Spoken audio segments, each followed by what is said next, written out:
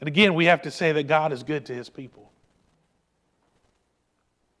Isn't it also true that God is good to those who don't even know Him? You ever thought about that? Consider this planet we're living on. Consider this earth. There's unsaved people that live on this earth.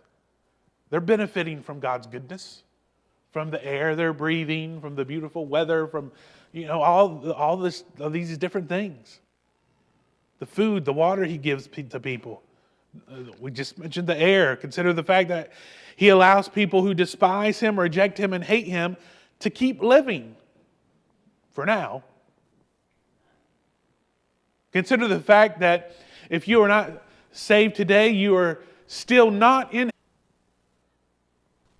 So He sends His representatives, if you will, and these workers or these farmers are treated cruelly.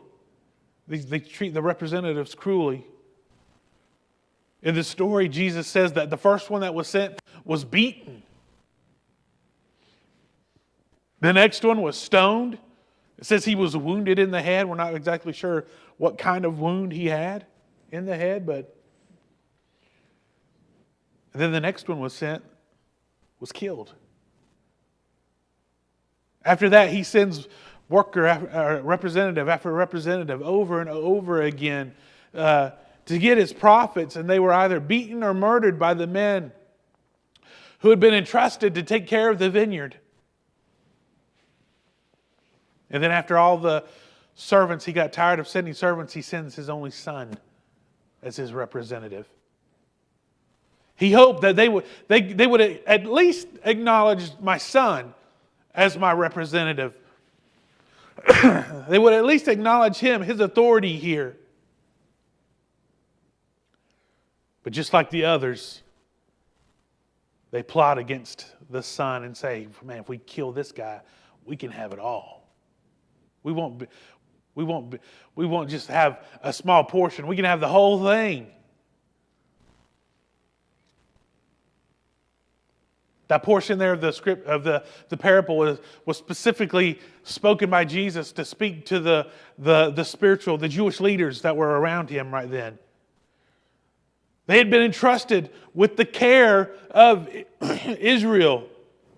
They had been entrusted with the spiritual well-being of the nation. And time again, they led the people astray. They led the nation astray from God.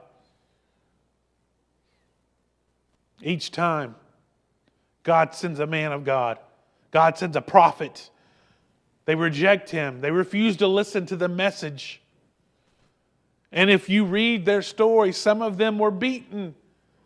And some of them were killed. They reject prophet after prophet after prophet, culminating in John the Baptist. But what does God do? He keeps on sending these prophets. He doesn't stop. Man, I don't know about you, but I would have, after the first one had been killed, I would have said, that's fine. I ain't sending nobody else.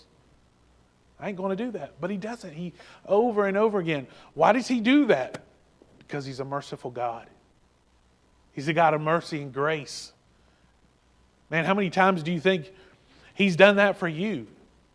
Where you slip up, you mess up, make a mess of things, and what happens? God doesn't say, well, you know what? Man, I'm done with you. He doesn't do that, does He?